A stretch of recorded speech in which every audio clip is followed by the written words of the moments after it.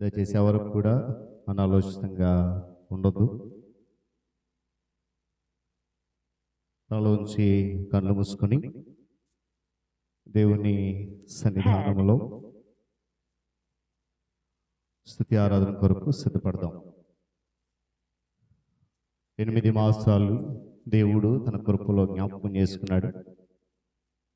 ఆయన కృప లేకపోతే ఒక క్షణం కూడా మనము బ్రతకలేం. అలాంటి ఉన్నతమైన శ్రేష్టమైన కృప మనకు అనుగ్రహించాడు దేవుడు. అందుకొరకు ఆయన నామానికి సమస్తమైనటువంటి ఘనత, మహిమ, ప్రభావాలు చెల్లిస్తూ హృదయపూర్వకంగా ఆయన నామాన్ని కనపరుద్దాం. పాట వచ్చిన వాళ్ళతో పాడండి. ఒకవేళ పాట రాకపోతే కనుక చప్పట్లు కొడుతూ ఆయన నామాన్ని కనపరుద్దాం. హృదయపూర్వకంగా ఆయన నామాన్ని స్తుతిద్దాం. ఆయన కృప, ఆయన సన్నిధి చాలా శ్రేష్టమైనవి. మైన ఆ కృపలో మనం జ్ఞాపకం చేస్తున్నాడు దేవుడు.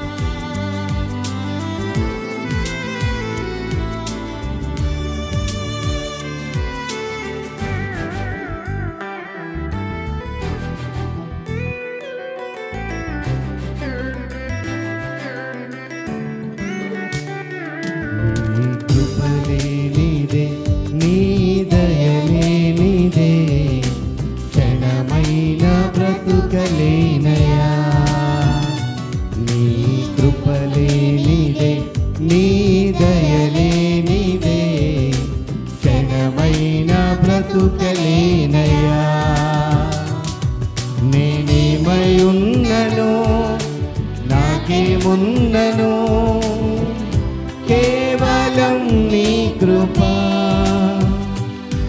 నేనేమై ఉన్నను నాకేమున్నను కేవలం నీ కృపే. అందరూ చెప్తాం యేసయ్యా. అందరూ చెప్తామా? యేసయ్యా నీ కృపా చాలయ్యా. యేసయ్యా గట్టి చప్పట్లు కూడా చెప్తాం. యేసయ్యా నీ కృపా చాలయ్యా. నీ కృపలేనిదే నీ దయలేనిదే క్షణమైన బ్రతుకలేనయ్యా. అయ్యా ఇదిగో 8 మాసాలు నీ కృపలో జ్ఞాపకం చేసుకున్నావు. ఒకానొక సమయంలో నాశనకరమైన గోతులు ఉన్నప్పుడు నన్ను లేవనెత్తావు. నీ కృపలో జ్ఞాపకం స్తోత్రాలు. అందుకొరకే నా జీవితం అంతా కూడా కడ వరకు నేను నీ కొరకు ప్రయాసపడతాను, నీ కొరకు జీవిస్తానని హృదయపూర్వకంగా అది చెప్తాం. చప్పలు కొడుతూ స్తోత్రం. హల్లెలూయా, ఆమేన్.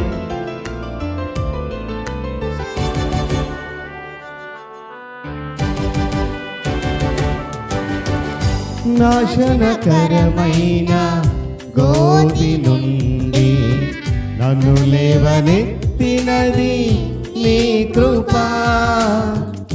నాశనకరమైన గోతి నుండి నన్ను లేవనెత్తినది నీ కృపా. నీ కృపలోనే నా జీవితం కడవరకు కొనసాగించేదన్. నీ కృపలోనే నా జీవితం కడవరకు కొనసాగించేది. చెప్దాం యేసయ్యా. అందరూ కూడా అందరూ నోటి చెప్దాం. కృపా చాలయ్యా. యేసయ్యా యేసయ్యా నీ కృపా చాలయ్యా. నీ కృపలేనిదే నీ దయలేనిదే క్షణమైన బ్రతుకలేనయ్యా. నీ కృపలేనిదే, నీ దయలేనిదే, క్షణమైన బ్రతుకలేనయ్యా. చెప్తాం దేవునితో, అయ్యా ఒకనొకప్పుడు ఈ దిక్కులే నాకు సర్వము నీవై, నన్ను ఆదరించినందుకు నీకు వందనాలయ్యా. ఒకరికొకరు ఆయన నిన్ను పాడాలని ఆశ నాలో లేనప్పుడు, ఆ రాగము ఆ మాట నా నోటికి రానప్పుడు, ఆ రాగము నుంచి జీవితాంతం నీ కృపను చాటే అద్భుతమైన ధన్యత మాకు ఇచ్చావు దేవా, నీకే వందనాలు చెప్పి హృదయపూర్వక చేతులు రాడదాం. యేసయ్య అన్న మాట అందరం పాడడం చివరిలో. ఆమేన్, హల్లెలూయా.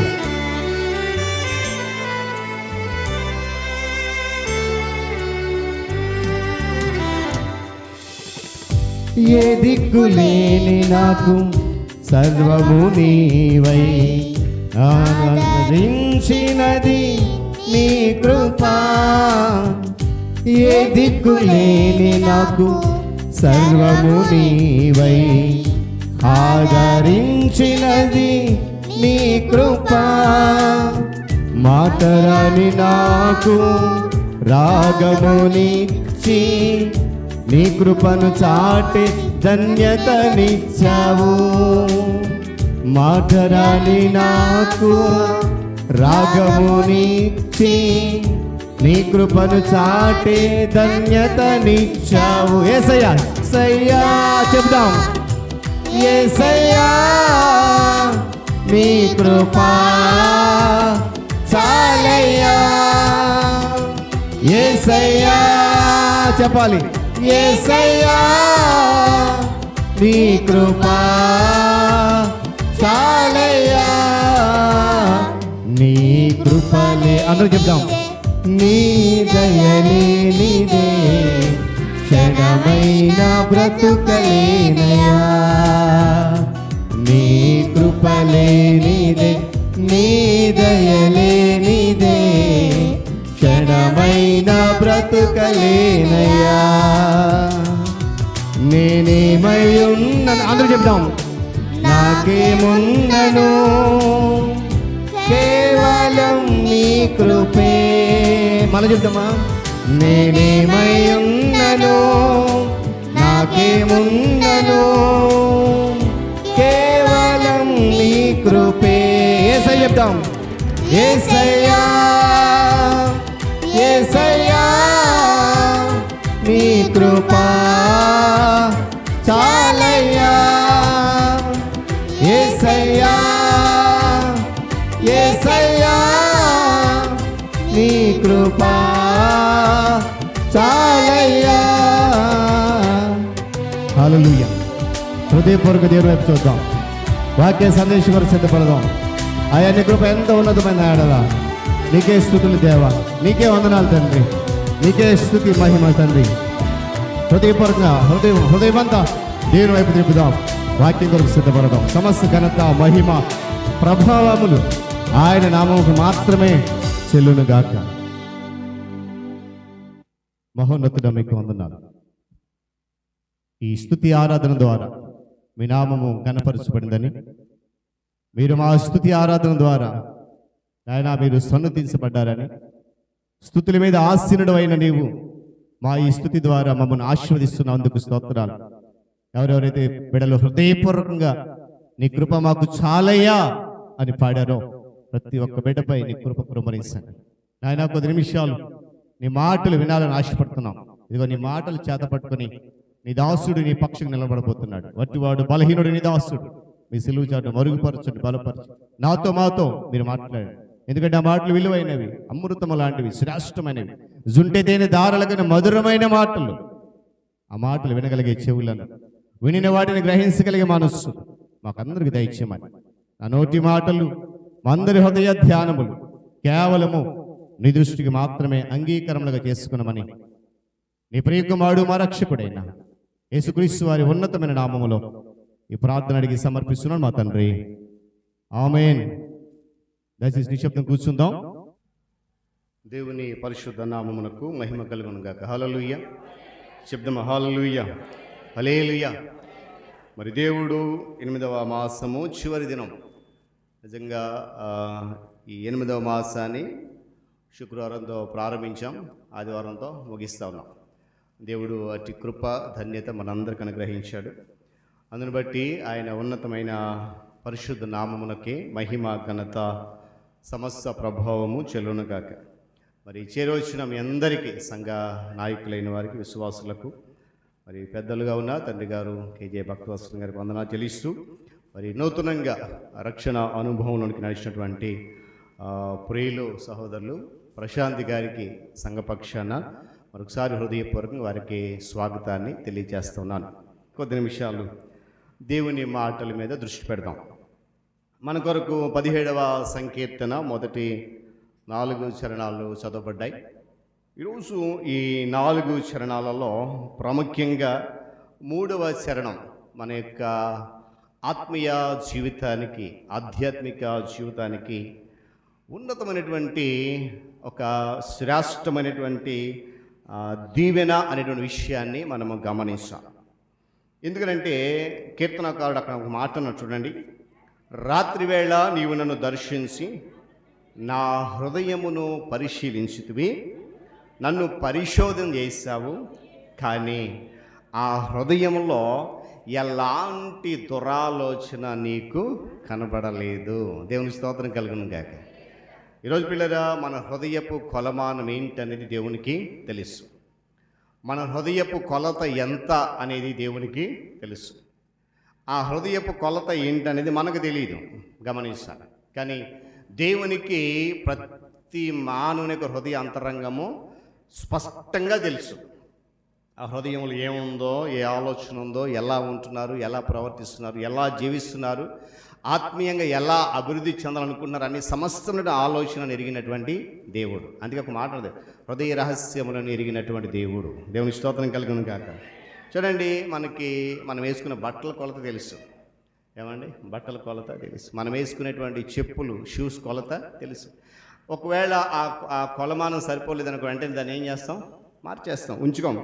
అయితే ఇంకా చాలా ఉన్నాయి రకరకాల కొలతలు. అయితే మన హృదయపు కొలత ఏంటనేది మనకు తెలుసా? ఈరోజు గమనించాలి. మన ప్రశ్న ఏంటంటే, మన చెప్పుల కొలత ఏంటో మనకు తెలుసు, మన వస్త్రాల కొలత ఏంటో మనకు తెలుసు. అయితే మన ఆత్మీయ జీవితానికి ఉపయోగపడేటువంటి మన హృదయపు కొలత ఏంటి అనేది ఎంతకు మనకు తెలుసు. చాలామంది అనుకుంటుంటారు, అవేంటండి హృదయానికి కొలతలు ఉంటాయా, అవి ఎలా తెలుసుకోవాలి? గమనించాలి. ఎలా తెలుసుకోగలం అనుకుంటే కనుక అవి కేవలము దేవుని చేతిలో మాత్రమే ఉన్నాయి. అది మనం తెలుసుకోవాలి. దేవుని స్తోత్రం కలుగును గాక. అందుకే కీర్తనకారుడు దేవునికి హృదయం అంతా తెలుసు కనుక అంటున్నాడు, నా హృదయాన్ని నీవు ఏం చేసావంట? పరిశీలన చేశాడు దేవుడు. చూడలే, ఏమండి, కేవలం అలా చూసి విడిచిపెట్టలేదు.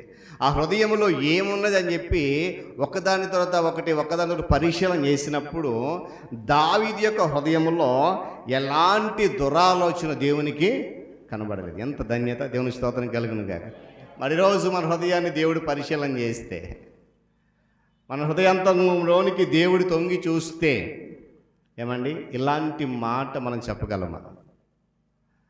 మన హృదయపు లోతుల్లో ఏ ఆలోచన ఉంది, మన హృదయపు లోతుల్లో ఎలాంటి విలువలు ఉన్నాయి, మన హృదయపు లోతుల్లో ఎలాంటి ఆత్మీయ జీవితానికి సంబంధించినటువంటి ప్రణాళిక ఉంది అనేది దేవుడు చూసినప్పుడు అదేది లేకుండా, అనగా లోక సంబంధమైన దురాలోచన ఏది లేక కేవలము ఆత్మ సంబంధమైనది మాత్రమే దేవునికి కనబడే రీతిగా ఈరోజు మన హృదయము ఉన్నదా లేదా అని పరిశీలన చేసుకోవాలి. మనంగా పరిశీలన చేసుకుంటే దాన్ని సరి చేసుకోగలం. ఒకవేళ దేవుడే స్వయంగా దాన్ని పరిశీలన చేస్తే, మన హృదయపు లోతుల్లోనికి దేవుడు చూస్తే, ఆ హృదయంలో దేవునికి తప్ప మిగిలినవన్నీ కనబడితే కనుక ఆ హృదయాన్ని ఆయన ఎన్నటికీ ఎప్పటికీ అంగీకరించే ప్రసక్తే లేదు. ఒకవేళ దేవునికి మాత్రమే ఉండి మిగిలిన అన్నిటికీ స్థానం లేకపోతే ఆ హృదయాన్ని దేవుడు వెంటనే అంగీకరిస్తాడు. దేవుని స్తోత్రం కలుగును గాక. ఎందుకంటే ప్రతి దానిని లెక్కించడం, ప్రతి దానిని కొలవడం అనేది దేవునికి అలవాటు. దేవుని యొక్క క్రమములో, దేవుని ప్రణాళికలో ఒక నిర్దిష్టమైన ప్రణాళిక ఉంటుంది ఆయనకి.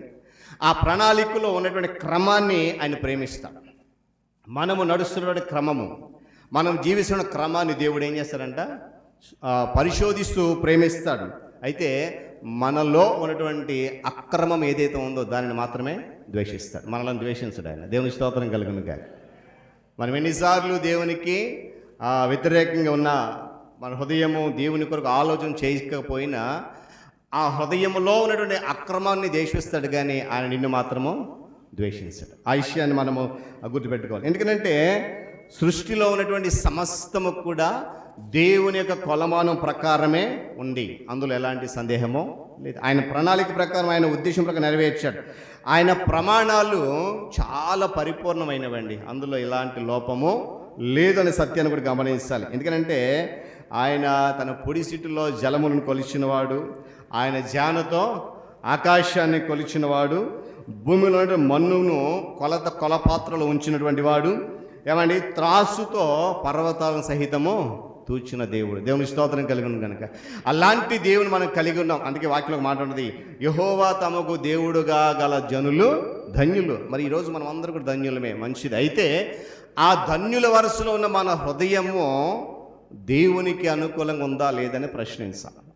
ఒకసారి మనల్ని మనం పరిశీలన చేసుకోవాలి. దావీదు అన్నాడు, స్వయంగా నీవే నా హృదయాన్ని పరిశోధించావు, అయితే ఆ హృదయంలో నీకు ఎలాంటి దురాలోచన, ఎంత ధైర్యంగా చెప్తున్నాడు చూడండి దావీదు.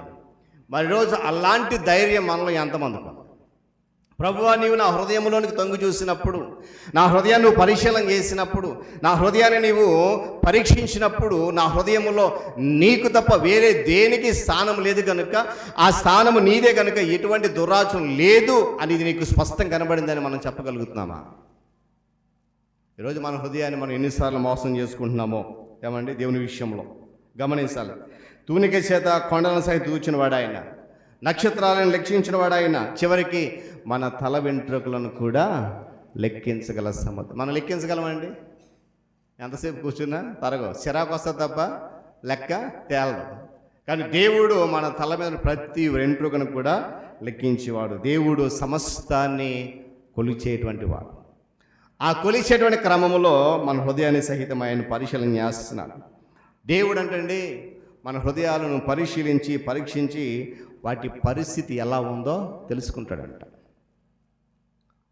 కేవలం ఒకసారి రెండుసార్లు కాదు, ప్రతి దినము కూడా ప్రతి మానవునికి హృదయాన్ని ఆయన పరీక్షించి ఆ హృదయపు పరిస్థితి ఎలా ఉందనేది తెలుసుకుంటాడు. ఆయన మానవుని వల్లే పై వేషాన్ని చూడండి, గమనించాలి. దేవుడు మనిషి వల్లే మన పై రూపాన్ని చూడడం.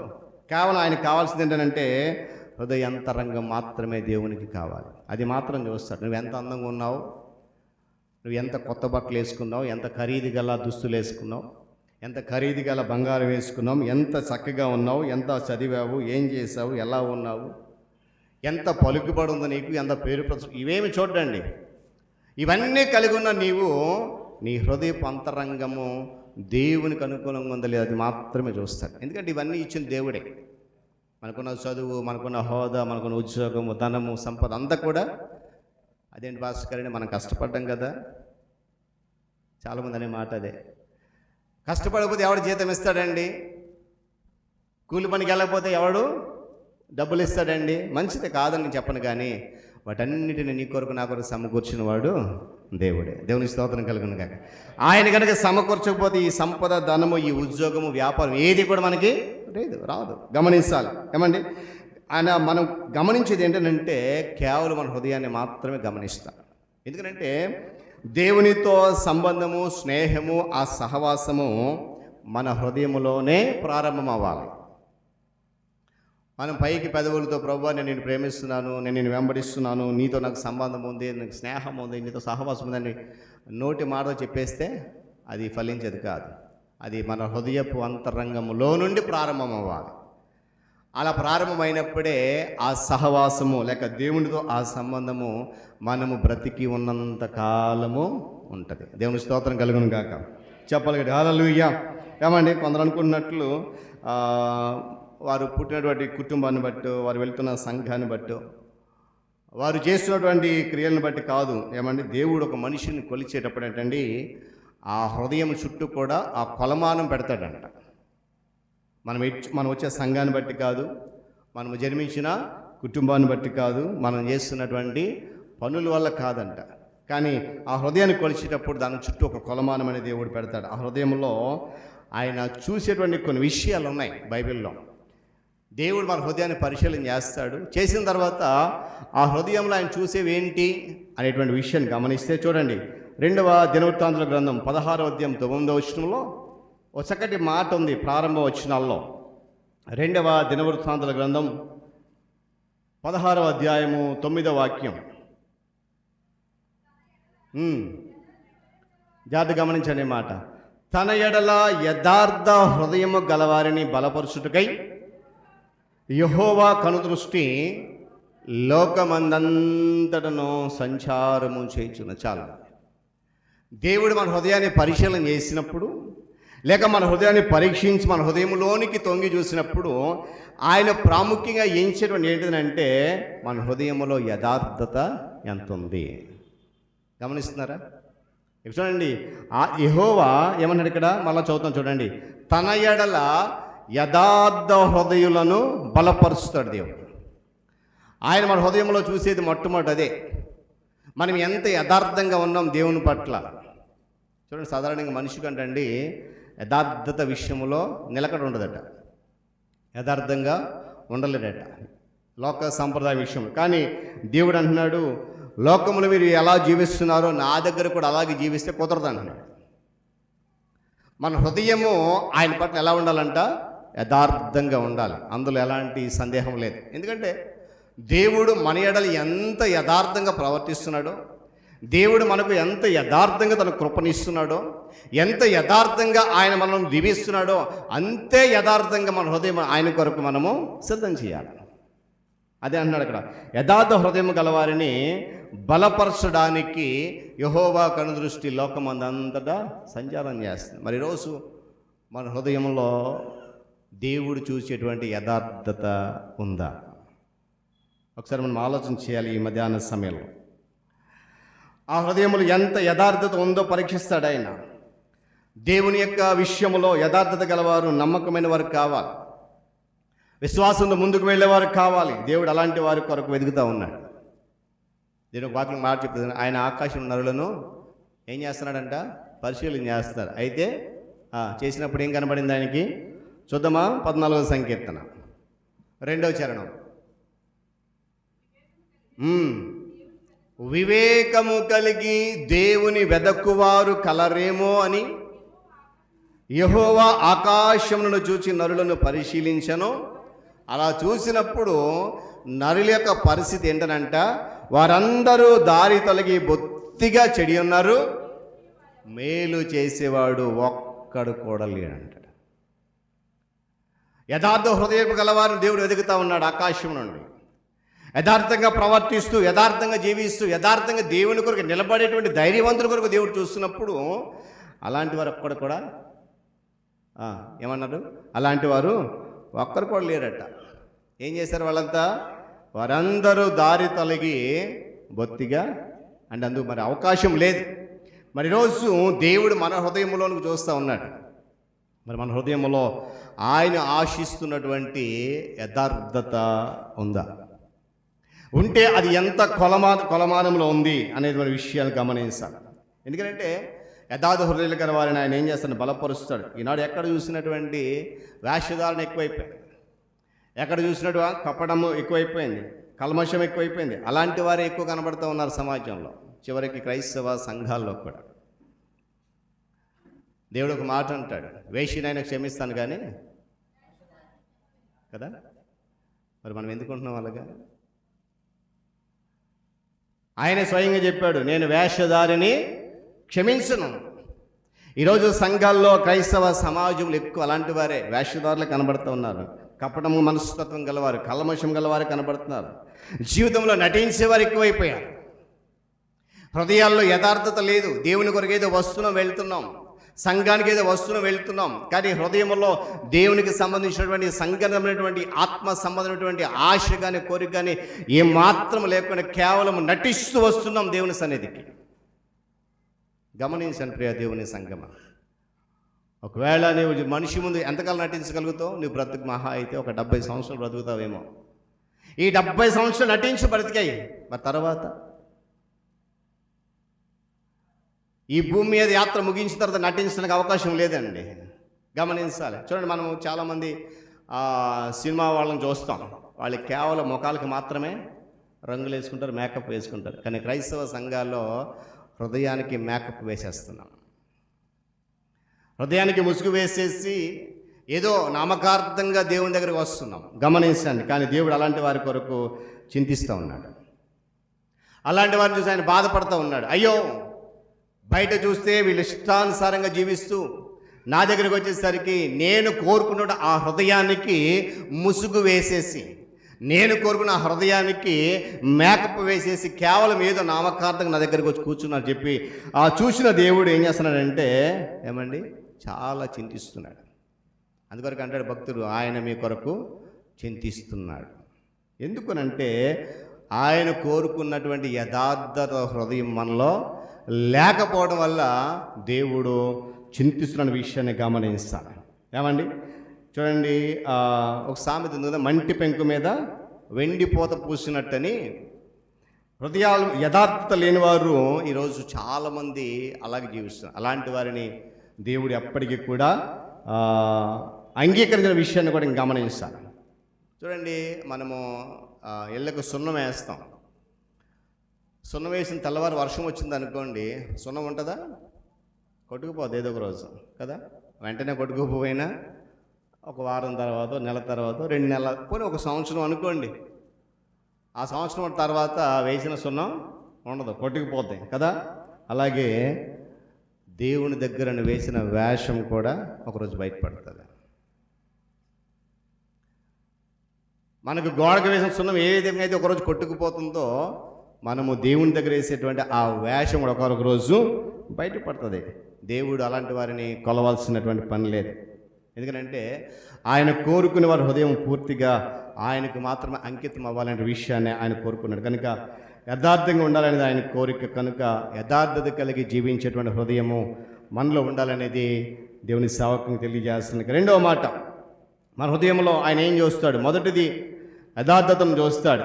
రెండవది ఏం చూస్తాడు చూద్దామా? మత్తయి సువార్త 9వ అధ్యాయము 4వ వచనం. మత్తయి సువార్త 9వ అధ్యాయం 4వ వచనం.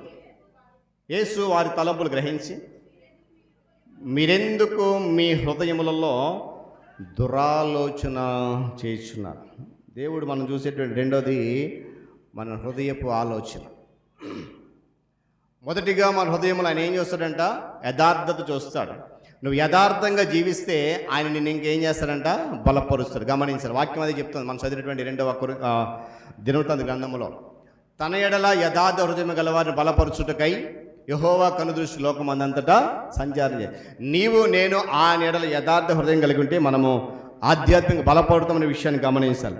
రెండోది ఏంటంటే దేవుడు మన హృదయాలలో ఉన్న ఆలోచనను పరీక్షిస్తాడంట. ఎందుకు పరీక్షిస్తాడు? చెప్పాలి, ఎందుకు పరీక్షిస్తాడు? అదేంటి పాస్టర్ గారు, యథార్థత పరిశీలన చేశాడు, ఓకే, మనం యథార్థంగా ఉండం కాబట్టి దాని విషయంలో సరి చేసుకోవచ్చు, మంచిదే. మన హృదయపు యొక్క ఆలోచనను కూడా ఆయన ఏం చేస్తాడంట? పరిశీలన చేస్తాడు. ఎందుకో తెలుసా? చదవండి, ఆదికాండము 6వ అధ్యాయం 5వ వచనం.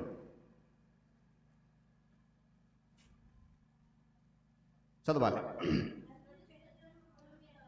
నరుల చెడుతనము భూమి మీద గొప్పదనియు, వారి హృదయం యొక్క తలంపుల్లోని ఊహ అంతయు ఎల్లప్పుడూ కేవలము చెడ్డది. అందుకు పరిశీలన చేస్తున్నాడు దేవుడు. మన హృదయంలో యథార్థత పరిశీలన చేసిన తర్వాత రెండవ స్టెప్ ఏంటంటే మన ఆలోచన విధానం. ఎందుకు? బాల్యము నుండి కూడా మన తలంపు అంతా కూడా కేవలము చెడ్డదే. ఎప్పుడు మారుతుందా, ఎప్పుడు మారుతుందా, ఎప్పుడు మారుతుంది దేవుడు వేచి చూస్తూ ఉన్నాడు.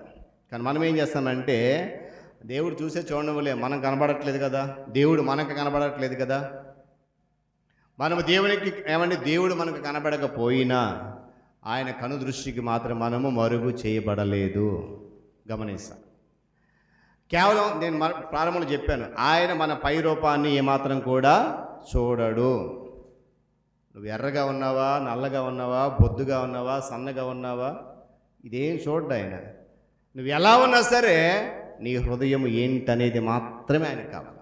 అందుకే ఆ హృదయంలోనికి తొంగి చూసినప్పుడు మనలో మొట్టమొదటి కనపడాల్సింది యథార్థత కనపడాలి దేవుని దృష్టికి. రెండవది మన ఆలోచన. అక్కడ చూడండి, ఆ యేసుక్రీస్తు ప్రభువు పలికిన మాట పరిసయ్యులందరూ కూడా ఆయన గురించి చెడు ఆలోచన చేసినప్పుడు వెంటనే గ్రహించాడు. ఎందుకంటే సర్వజ్ఞాని అయినటువంటి దేవుడు ఆయన కనుక వారు గ్రహింపు ముందే ఆయన కనిపెట్టి ఏమన్నాడు, మీరెందుకు మీ హృదయంలో దురాలోచన చేస్తున్నారు, అవసరమా ఇది? కీర్తనగాడు అంటాడు, నాకు తలంపు పుట్టక ముందే నీవు నా మనస్సు గ్రహిస్తున్నావు. 139వ సంకీర్తన అంటాడు, నేను పడుకుండుట, లేచుట, నడుచుట సమస్తం నీకు తెలుసు. నేను ఎక్కడికి వెళ్ళిపోతాను, ఎక్కడికి వెళ్ళినా కూడా నీ నుండి నేను పారిపోలేనయ్యా. చాలా స్పష్టంగా రాశాడు కీర్తనకాడు, గమనించాలి. ఏమండి, ఆయన చూడండి, దేవుడు ప్రతి నిత్యము కూడా మన తలంపులను కనిపెడుతూనే ఉంటాడు. మనం అనుకుంటాం కదా, దేవుని దృష్టికి పాపం చేయకుండా ఉండాలి, మంచిదే. చెడుకి దూరంగా ఉండాలి, మంచిదే. మరి తలంపులకు ఏమండి, ఆయన గమనించేది అదే. మన హృదయంలో నువ్వే ఆలోచన చేస్తున్నావు. ప్రతి మనిషి యొక్క తలంపులు ఆయన అంటండి ఎప్పటికప్పుడే తన గ్రంథంలో నమోదు చేస్తాడంట. గమనించాలి, ఏ క్షణాన ఎక్కడ ఏ పరిస్థితుల్లో నువ్వు ఎలాంటి ఆలోచన చేసావో నీ హృదయంలో అది ప్రతిదీ కూడా ఆయన దగ్గర రాయబడి ఉంటుంది. ఆ సత్యం మనం మర్చిపోకూడదు. అది ఎప్పుడు తెరవబడుతుందో మనందరికీ తెలుసు కదా. అది ఎప్పుడు తెరవబడుతుందో, ఆ తెరవబడినప్పుడు నీ హృదయముల యొక్క దురాలోచన అక్కడ బయటపడినప్పుడు ఏమండి తగినటువంటి శిక్షకు అర్హులుగా ఎంచబడతారు. అందుకంటే ఆయన మీ హృదయమును దురాలోచన రానివద్దు అంటాడు. దేవుని స్తోత్రం కలుగును గాక. ఏమండి, మరి దావీదులాగా మనం ధైర్యం చెప్పగలగాలి. ఏమని, నాకు తలంపు పుట్టక ముందే నీవు నా మనస్సు గ్రహిస్తున్నావు అని ధైర్యంగా చెప్పగలగాలి. ఎందుకంటే మన తలంపులే క్రియలుగా మారతాయంట. అర్థమవుతుందన్నమాట. మన తలంపులే క్రియలుగా మారతాయి. మనం ఏది ఇక్కడ తలుస్తామో ఆ పనే చేస్తాం, వేరే పని చేయం. మంచి చేయాలని తలంపు వస్తే మంచి చేస్తాం, చెడు చేయాలని తలంపు వస్తే చెడు చేస్తాం. మంచి మార్గం నడవాలని తలంపు వస్తే మంచి మార్గం నడుస్తాం, చెడు మార్గం వెళ్ళాలని తలంపు వస్తే. అందుకే మన తలంపు ఏం చేస్తుందని మన క్రియలను మార్చేస్తుంది. అందుకే అన్నాడు, మీ హృదయంలో నాకు వ్యతిరేకమైన దురాలోచన చెయ్యొద్దు, ఎందుకంటే మీ హృదయము నా ఆలయం అంటాడు కదా కొరింథీ పత్రికలో. మీరు దేవుని ఆలయమని ఎరుగరా, మీ దేహము దేవుని ఆలయం అని మీరు ఎరుగరా, మీరు ఎందుకు దాన్ని బాడు చేస్తున్నారు అనేటువంటి ఒక ప్రశ్న ఉంటుంది. చూడండి, మంచి తలంపులు, చెడు తలంపులు, దేవునికి ఇష్టమైనవి, ఆయాసకరమైనవి, శ్రేష్టమైనవి, పనికిరానివి, పవిత్రమైన, అసహ్యమైనటువంటి ఏవి కూడా మీ హృదయాన్ని ఆక్రమించకూడదని దేవుని యొక్క ఆజ్ఞ. దేవునికి ఆయాసకరమైనటువంటి ఏ ఆలోచన కూడా మీ హృదయాన్ని ఆక్రమించకూడదు. ఎందుకంటే ఆలోచనలు మన ప్రవర్తనను బలంగా ప్రభావితం చేస్తాయి. మన ఆలోచన మన ప్రవర్తనను చాలా బలంగా ప్రభావితం చేస్తాయి. మన క్రియలు, తలంపులు మొదలగినవి చూడండి, ఇవన్నీ కూడా నమోదు చేయబడుతున్నాయి. అవి తెలుసుకోవాలంటే మనము ఆయన రాకడ కొరకు ఎదురు చూడాలి. చూడండి, ఆయన సింహాసనం మీద మనం నిలబడినప్పుడు అంటండి, మనం దేవుని ఎదుట సిగ్గుతో తలదించుకోకూడదంట. అర్థమవుతున్నమాట. దేవుని రాకడ వచ్చినప్పుడు ఆయన మన హృదయాలలోకి తొంగి చూసినప్పుడు, పరీక్షించినప్పుడు మన హృదయంలో ఉన్నటువంటి దురాలోచన నమోదు చేస్తాడు. కనుక ఆయన రాకడలో మనం ఎత్తబడినప్పుడు, ఆ న్యాయపీఠం నిలబడినప్పుడు మనం ధైర్యంగా తలెత్తుకొని సగర్వంగా ఆ శ్వాసము వెళ్ళాలి, కానీ సిగ్గుతో తలదించుకునే పరిస్థితి ఉండకూడదంట. గమనించాలి పిల్లరా. ఏమైనా అంటే మన యొక్క తలంపుల విషయంలో చాలా జాగ్రత్త వహించాలి. హృదయాన్ని భద్రం చేసుకోవాలి. మన మనస్సును మలినం కానివ్వకూడదు. ఎందుకంటే హృదయ రహస్యాలు ఎరిగిన దేవుడు కనుక మన ఆలోచన అంతా కూడా ఆయన నమోదు చేస్తున్న సత్యాన్ని ఏమాత్రం కూడా మర్చిపోవద్దు. చివరిగా ఆయన ఏం చూస్తాడు, ఏం కొలుస్తాడు మన హృదయంలో అని చెప్పేసి మనం ఆలోచన చేయగలిగితే 119వ సంకీర్తన 148వ చరణాన్ని చదవగలిగితే ఆ మాట 2-3 నిమిషాలు లేదా 5 నిమిషాల్లో ముగిస్తాను. నీవిచ్చిన వాక్యము నేను ధ్యానించుటకై నా కన్నులో రాత్రి జాములు కాకమునిపే తెరుచుకుందాను. చాలండి. దేవుని స్తోత్రం కలుగును గాక. మూడవది మన హృదయంలో ఆయన చూసేది ఏంటంటే దేవుని వాక్యం పట్ల నీ హృదయము ఎలా స్పందిస్తుంది. మన చదివిన వాక్య భాగంలో అన్నాడు, ఏమన్నాడు? రాత్రి వేళ నీవు నా హృదయమును పరీక్షించావు, పరిశీలన చేశావు, ఏ దురాలోచన నీకు కానరాలేదు. ఇక్కడ ఏమంటున్నాడు? నా కన్నులు రాత్రి జాములు కాక మునిపే తెరుచుకుంటానయ్యా. ఎందుకనంటే నీవిచ్చిన వాక్యాన్ని ధ్యానించడానికి. ఈరోజు మరి ఎంతమంది చేస్తున్నాం పని? మూడవ మాట ఇది గమనించారు. మొదట దేవుడు మన హృదయంలో చూసేది ఏంటంటే యథార్థత చూస్తాడు. రెండవది ఆలోచన చూస్తాడు. మూడోది ఏంటంటే నీ హృదయము దేవుని వాక్యం పట్ల ఎలా స్పందిస్తుంది, దేవుని మాట పట్ల నీ హృదయపు స్పందన ఏంటనేది దేవుడు చూస్తాడు. మనం చూస్తాం కదండి. గమనించి చూడండి, ఒక మనిషికి మనం సహాయం చేసినప్పుడు అటువైపు వ్యక్తి నుంచి ఎలాంటి స్పందన వస్తుందని చూస్తాం. మనం సహాయం చేసి వచ్చినా, అతడు సహాయం చేసి వచ్చినా ఆ స్పందన ఏంటనేది మనం గమనిస్తాం. రెండోది, మనం ఏదైనా పని చేయాలన్నప్పుడు కూడా అవతల వ్యక్తి పని చెప్పినప్పుడైనా లేదా వేరే వ్యక్తి దగ్గర మనం పని చేయాలనుకున్న ఆ స్పందనను బట్టి మనం ముందుకు వెళ్ళడానికి అవకాశం ఉంటుంది. ఆ స్పందన సరిగా ఉందనుకోండి, పర్వాలేదు మంచిగా ఉంది వెళ్ళవచ్చు. ఆ స్పందన సరిగా లేదనుకోండి, ఏమండి అది వెళ్ళకూడదు నిర్ణయించుకుంటాం. చూడండి, సాధారణంగా ఈ రోజుల్లో ఫోన్ తెలియని ఎవరు లేరు. ఎవరికి వ్యక్తిని మనం ఫోన్ చేసినప్పుడు అవతల వ్యక్తి స్పందన చక్కగా అనుకూలంగా ఉందనుకోండి, కొంత మాట్లాడడానికి ముందుకు వెళ్తాం. ఫోన్ లిఫ్ట్ చేసినండి, ఎవరు నువ్వు ఎందుకు చేసావు అన్నారు అనుకోండి, మరి రెండోసారి ఫోన్ చేస్తామా? ఆడి చేసినా వేస్తాం, మనం కూడా అడిగి చెయ్యం కదా. చాలామంది ఉన్నారు అలాంటి వాడు. ఫోన్ చేసినట్టు, ఎందుకు ఫోన్ చేసావు, ఎవరు, ఎందుకు, ఏంటి అడగడు. ఏమండి అటువంటి స్పందన వచ్చినప్పుడు ఎలాంటి కఠిన పరిస్థితి వచ్చినా కూడా ఆ వ్యక్తికి మనం ఏం చేయము, ఫోన్ చేయం. ఎందుకంటే ఒకవేళ ఆ వ్యక్తి ఏ పరిస్థితుల్లో ఉన్నా కూడా మనం ఏమనుకుంటాం, ఆడి స్పందన బాగోదురా, అమ్మాయి ఫోన్ లిఫ్ట్ చేసి సరిగ్గా మాట్లాడదు, ఎందుకు ఫోన్ చేయటం, వేస్ట్ కదా. గమనించిన పిల్లరా, అయితే లోకానుసారంగా ఒక వ్యక్తి మన విషయంలో స్పందన గురించి మనం ఆలోచన చేసినప్పుడు ఆత్మ సంబంధమైనటువంటి క్రియలలో ప్రాముఖ్యంగా దేవుని వాక్యం పట్ల మన హృదయం ఏ విధంగా స్పందిస్తుందనేది దేవుడు పరీక్షిస్తాడు. ఏమండి మన జీవితంలో నేను అంటాను, ఈరోజు మనందరం ఈ వాక్యాన్ని చాలా జాగ్రత్తగా మాట గుర్తుపెట్టుకోవాలి. మన హృదయంలో దేవుని వాక్యానికి ఉన్న స్థానం ఎంత? ఏమండి ఏ స్థానం ఇచ్చాం దేవునికి మన హృదయంలో? వాక్యానికి ఎంత విలువనిస్తున్నాం మనం ఈరోజు? ఇక్కడ కూర్చున్న చాలామందిలో ప్రతిరోజు బైబిల్ తీసే అలవాటు చాలామందికి లేదండి. మీకు కోపం వచ్చినా నాకు ఇష్టమే. ప్రతిరోజు బైబిల్ తీసే అలవాటు లేదు చాలామందికి. అందరికీ కాదు, కొంతమంది ఉన్నారు ప్రతిదినం ఉదయాన్నే లేచి బైబిల్ చదివేవారు, మళ్ళీ రాత్రి పడుకుని బైబిల్ చదివారు. చాలామందికి కేవలము శుక్రవారం బైబిల్ గుర్తొస్తుంది, ఆదివారం గుర్తొస్తుంది, ఇక మంగళవారం ప్రార్థన ఎగిరిపోయింది అనుకోండి, సమస్య లేదు అందులో అసలు. ఎందుకు మా చెప్తానంటే దేవుని వాక్యానికి నువ్వు ఇచ్చే విలువ ఏంటి? ఉదయం 5 గంటలు లేచి రాత్రి 10 గంటల వరకు పడుకునే వరకు ఎంత విలువనిస్తున్నావు నీ జీవితానికి? నువ్వు చేసే పనికి, నువ్వు చేసే వ్యాపారానికి, నువ్వు నడిచే నడక, నీ బ్రతుకంతటికి ఎంత విలువిస్తున్నావో ఆలోచన చేసుకున్నప్పుడు వాక్యానికి మనం ఇచ్చే విలువ 0. నేను అంటాను, మనుషుల దగ్గర విలువ లేకపోయినా పర్లేదు, కానీ దేవుని వాక్యానికి నీ హృదయం విలువ ఇస్తే అది నిన్ను 100 రెట్లుగా దీవెనకు గురి చేస్తుంది. దేవుని స్తోత్రం కలుగును గాక. గట్టిగా హల్లెలూయా. ఏమని గమనించాలి, వాక్యాన్ని ప్రేమించడం, వాక్యాన్ని గౌరవించడం, వాక్యానికి విధేయత చూపి వాక్యాన్ని ఘనపరచడం అనుభవం ఎంతమందికి ఉంది మనలో? ఎంతమంది దేవుని వాక్యాన్ని ప్రేమిస్తున్నాం? ఏమండి ఎంతమంది దేవుని వాక్యాన్ని గౌరవిస్తున్నాం? నేను అంటాను, మీకు కోపం ఇస్తారు చాలామంది. ఇంటికి వెళ్ళిన వెంటనే ఈ బైబిల్ని ఒక మూలన పడేస్తారు. ఈరోజు ఆదివారం అయిపోయిన వెంటనే ఎదురుగాల కనపడుతుంది అంతే, అరమరలో లేదా బీరువాలో తలిపేసి ఉంటుంది, మనకు కనపడదు బైబిల్ బయటికి. గమనించాలి, ఎందుకంటే ఏం గౌరవిస్తున్నాం దీనికి వాక్యానికి? మనము అదే వాక్యము నెలల తరబడి, సంవత్సరాల తరబడి ఉంటున్నాం, విధేయత చూపిస్తున్నామా? దేవుని వాక్యాన్ని ఘనపరిచే అనుభవం మనలో ఉందా?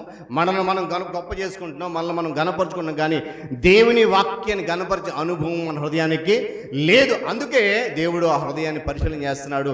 నీ హృదయము దేవుని వాక్యం పట్ల ఏ విధంగా స్పందిస్తుంది, ఆ విలువ ఎంత, గౌరవం ఎంత అని దేవుడు తన వాక్యాన్ని మనకి ఇచ్చింది, మన హృదయంలో పెట్టి మన కొరకు భద్రం చేసింది. కాలక్షేపానికో గమనించాలి, ఈ మాటలు జాగ్రత్తగా ముగిస్తాను. దేవుడు తన వాక్యాన్ని మనకి ఇచ్చి దాన్ని మన హృదయంలో ఉంచి భద్రం చేసింది. కాలక్షేపానికో లేకపోతే చర్చించుకోవడానికో నేర్చుకుని డిగ్రీలు సంపాదించడం అనుకో, పేరు ప్రతిష్టలు సంపాదించుకోవడానికో, ధనము సంపాదించుకోవడానికో, నేరారోపణ నుండి తప్పించడానికో, లేక రోజుకింత ఆచార రీతిలో చదవడానికో కాదండి.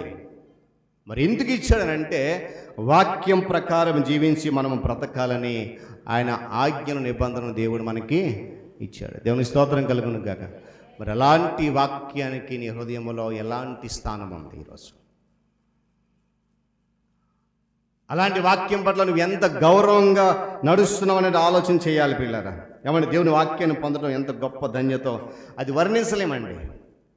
దేవుని వాక్యాన్ని చదివేటప్పుడు ఆ వాక్యం మనకిచ్చే అనుభూతి చాలా ఉన్నతమైంది. అది ఆ అనుభవం చదివిన వారికి మాత్రం తెలుస్తుందండి. పాతదే అనుకోవచ్చు, ఎన్నో సంవత్సరాల క్రితం తర్జుమా చెప్పిన బైబిల్, కానీ నువ్వు చదువుతూ ఉంటే అది రోజు రోజుకి నీకు క్రొత్తదనాన్ని ఇస్తుంది తప్ప పాతదిగా కనపడదు ఇప్పుడు కూడా. ఆ గొప్ప వాక్యాన్ని మనము పొంది ఉండడం అనేది ఎంత ధన్యతో మనం మాటల్లో చెప్పలేం. ఇలా గమనించాలి. కనుక దేవుడు మనతో అనేక రకాలు మాట్లాడుతున్నాడు, చాలా రకాలుగా, ఒకటి కాదు రెండు కాదు, కొన్ని వందల వేల రకాలుగా దేవుడు మాట్లాడుతున్నాడు. అయితే ఆ మాటలు తన వాక్యంతో మాట్లాడుతున్నప్పుడు నిర్లక్ష్యంగా వింటున్నామేమో, జాగ్రత్త. ఎన్ని రకాలుగా దేవుడు నీతో మాట్లాడుతున్నాడు వాక్యం ద్వారా, ఎన్ని రకాలుగా నిన్ను గద్దిస్తున్నాడు దేవుడు వాక్యం ద్వారా, ఎన్ని రకాలుగా దేవుడు నిన్ను హెచ్చరిస్తున్నాడు వాక్యం ద్వారా. విని వెళ్ళిపోతున్నావేమో, నిర్లక్ష్యం చేస్తున్నావేమో, జాగ్రత్త. అందుకే ఒక మాటను చూడండి, హెబ్రీయులకు రాసిన పత్రిక 12వ అధ్యాయము 15వ వచనం. హెబ్రీయులకు రాసిన పత్రిక 12వ అధ్యాయము 15వ వచనం చదువుదామా? మీలో ఎవడైనను దేవుని కృపను పొందకుండా తప్పిపోవునేమో అనియు. చూడండి, చేదైన వేరు ఏదైనాను మొలచి కలవరపరచుట వలన అనేకులు అపవిత్రులై పోదురేమనియు.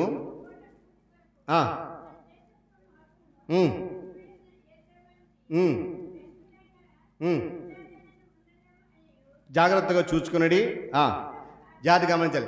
ఏశావు ఆ తర్వాత ఆశీర్వాదం పొందగోరి కన్నీళ్ళు విడిచుచు దానికోసం ఎదుగు విసర్జించబడ్డాడు. గమనించారా? ఏశావు అంటండి, ముందు జాస్తిత్వం నమ్మేశాడు. సమస్య కోల్పోయిన తర్వాత ఆశీర్వాదం కొరకు వచ్చాడు తండ్రి దగ్గరికి. ఆశీర్వాదం పొందుకోరి కన్నీళ్ళు విడుస్తూ దానికోసం ఎలా వెతికాడంట? శ్రద్ధతో వెతికాడంట. కానీ మారు మనసు పొందే అవకాశం కొరకు ఎదురు చూశాడు, కానీ అది దొరకలేదు. పైగా విసర్జించబడ్డాడు. కనుక దేవుని వాక్యం నీతో మాట్లాడుతున్నప్పుడు ఒకవేళ నిర్లక్ష్యంగా ఉంటున్నావేమో, ప్రతి వారం పాస్టర్ గారు చెప్పేదే కదా వినేసి వెళ్ళిపోతే సరిపోతుంది, ఒక 40 నిమిషాలు అనుకుని వెళ్ళిపోతున్నావేమో, జాగ్రత్త. అవకాశం ఉన్నప్పుడు దేవుని యొక్క ఆశీర్వాదం పొందుకొని సిద్ధపడకపోతే ఏశావు వలె విసర్జించబడిన పరిస్థితికి మనం వెళ్ళిపోగలమనే విషయాన్ని గమనించాలి. ఎందుకంటే పిల్లరా, యోగ్యమైన మంచి మనసుతో వాక్యం విని దాన్ని అవలంబించి ఓపికతో ఫలించాలని దేవుని యొక్క ప్రణాళిక. కనుక ప్రియ దేవుని సంగమం, దేవుని కొలతలు అనేవి నిర్దిష్టమైనవి.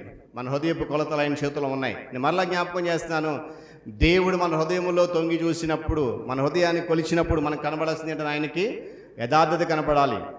రెండవది, ఎలాంటి దురాలోచన ఉండకూడదు. మూడవది ఏంటంటే దేవుని వాక్యం పట్ల మన హృదయపు స్పందన శ్రేష్టంగా స్పష్టమైనదిగా ఆయన దృష్టి కనబడాలి. అలా ఉన్నప్పుడు ఏమండి, ఆ దేవుని చేతిలో కొలబడుతున్నప్పుడు మన హృదయపు కొలతలు ఇలా ఉన్నాయి అని మనం గమనించగలిగితే, ఒకవేళ గమనించే విషయాలకు మనం సరితూగకపోతే ఈ దినమే మోకాళ్ళ మీదకి వచ్చి దేవుణ్ణి అడగాలి. ఈ క్షణమే దేవుని దగ్గర మనం మోకరగలిగితే, విరిగిన మనసుతో ఆయన వేడుకుంటే సరి చేయడానికి దేవుని దృష్టిలో సరైనటువంటి విశ్వాసాలు కొనసాగడానికి ఆయన అవకాశము ఇస్తారు. కనుక పిల్లరా, ఇప్పటి వరకు ఒకవేళ మన హృదయపు కొలత ఇది, దేవుడు మన హృదయాన్ని పరీక్షితి ఇవి చూస్తాడు అని మనకు ఇప్పటివరకు తెలియకపోతే కనుక, దేవుడి దినాన వాక్యం ద్వారా నీతో నాతో స్పష్టంగా చెప్పాడు, నేను నీ హృదయంలో చూసినప్పుడు నాకు కనబడాల్సినవి యథార్థత ఉండాలి, మంచి ఆలోచన ఉండాలి, వాక్యం పట్ల సరైనటువంటి స్పందన ఉండాలి. ఈ మూడు ఉన్నప్పుడు తప్పనిసరిగా దేవుడు నిన్ను నిండారులుగా దీవించడానికి ఇష్టపడతాడు. అలా దీవెనలు పొందడానికి పరిశుద్ధాత్మ దేవుడు మనందరినీ నడిపించును గాక. తలలో ఉంచి కళ్ళు మూసుకుందాం, ప్రార్థన చేసుకుందాం. తలలో ఉంచి కళ్ళు మూసుకుందాం, ప్రార్థన చేద్దాం. అందరం కూడా ఒకసారి ఎవరు కూడా మౌనం ఉండొద్దండి. ఒక్క నిమిషం తలలో ఉంచి కళ్ళు మూసుకుందాం. దేవుడు తన ఆత్మ ద్వారా నీతో నాతో మాట్లాడారు. కేవలం మీ పాస్టర్ గారు మాత్రం మాట్లాడిన మాటలు కాదండి. ఒక నిమిషంలో ఆయనను స్మరించుకుందాం. వీలైతే ఎవరైనా దేవాదిగో నేను పశ్చాత్తాపంతో నీ సన్నిధిలో ఉన్నానని మోకరించగలిగితే ఎలాంటి అభ్యంతరం లేదు. మనుషులను చూడొద్దండి. మనుషులు నేను ఇక్కడ మోకరిస్తే, ఇంతమందిలో నేను మోకరిస్తే వీళ్ళు ఏమనుకుంటారో, ఇంతమందిలో నేను మోకరిస్తే వీళ్ళని హేళన చేస్తాను అనుకోదు. ఒకవేళ నీ హృదయానికి మోకాళ్ళ మీదకి రావాలి అనే తలంపు దేవుడిస్తే ఈ క్షణమే దేవుని మందిరంలో మోకాళ్ళ మీదకి రా ప్రియ విశ్వాసి. నువ్వు ఎవరి గురించి ఆలోచన చేయొద్దు.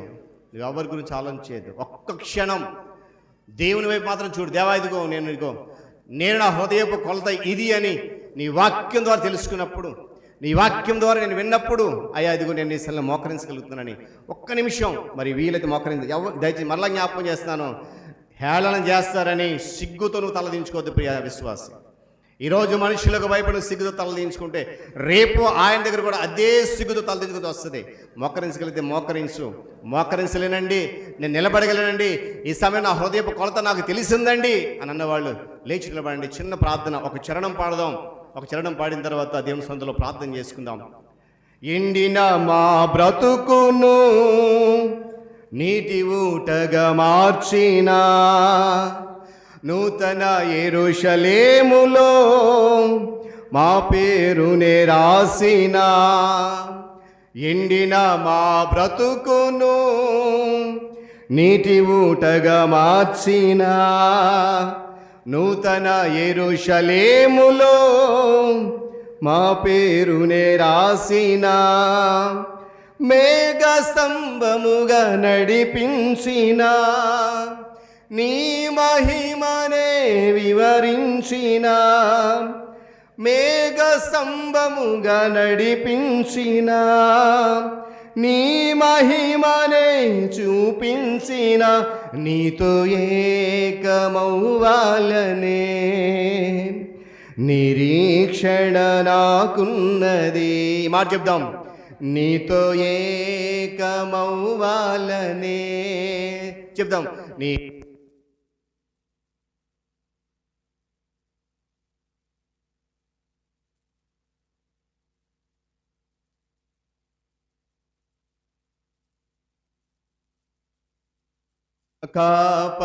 కాపరివైనందునా నాకు ధైర్యముగా ఉన్నది, నిరీక్షణమైనందునా నెమ్మదిగా ఉన్నది, ఆశ్రయమైనందునా నాకు క్షేమముగా ఉన్నది. నిజమే కదా. ఎండిపోయిన మన బ్రతుకు నీటివాడు మార్చిన దేవుడు మోకరించిన బిడ్డలందరినీ దేవుడు దీవించునుగాక. మహోన్నతుడు మీకు వందనాలు. ఇవనైనా నీ బిడ్డలు మా హృదయపు కొలత ఇది నీదే ప్రభువా అని పశ్చాత్తాపముతో కన్నీటితో మోకరించినప్పుడు నీ సన్నిధిలో వంగిన ప్రతి మోకాలును, పాడిన ప్రతి నాలుకను చూస్తున్నాం. బిడ్డలను దీవించండి. వెతబడి వాక్యము మందరి హృదయాల్లో రుద్ర ఫలింపచేయండి. ఎవ్వరి మనసు కష్టపెట్టకుండా.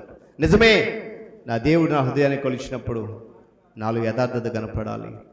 నా దేవుడు నా హృదయాన్ని కొలిచినప్పుడు నా హృదయంలో ఎలాంటి దురాలోచన ఆయన కనబడకూడదు. నా హృదయాన్ని నా దేవుడు కొలిచినప్పుడు ఆ హృదయపు కొలతలో ఆయన వాక్యం పట్ల, ఆయన మాట పట్ల నా స్పందన ఇది అని నేను నిశ్చయించుకున్నాను. దేవా నీకే స్తుతులు ప్రభువా, నీకు వందనాలని. నీ బిడ్డలు చేసిన ప్రతి మొర మీరు వింటున్నారు. ప్రతి మాట ప్రతి ఒక్క హృదయాన్ని తాకిందని విశ్వసిస్తున్నాం. ఆ మాట ద్వారా ప్రతి హృదయం ఇంకనూ పరిపూర్ణంగా మార్చబడలాగా నీ సహాయం అనుగ్రహించి వాక్యాన్ని నూరంతలు ఫలింపచేయమని ఘనత, మహిమ, ప్రభావాలు మీకు మాత్రమే చెల్లిస్తూ నీ ప్రియకుమారుడు మా రక్షకుడైన యేసుక్రీస్తు వారి శ్రేష్టమైన నామములో ఈ ప్రార్థన సమర్పించి వేడుకుంటున్నాను మా తండ్రి. ఆమేన్.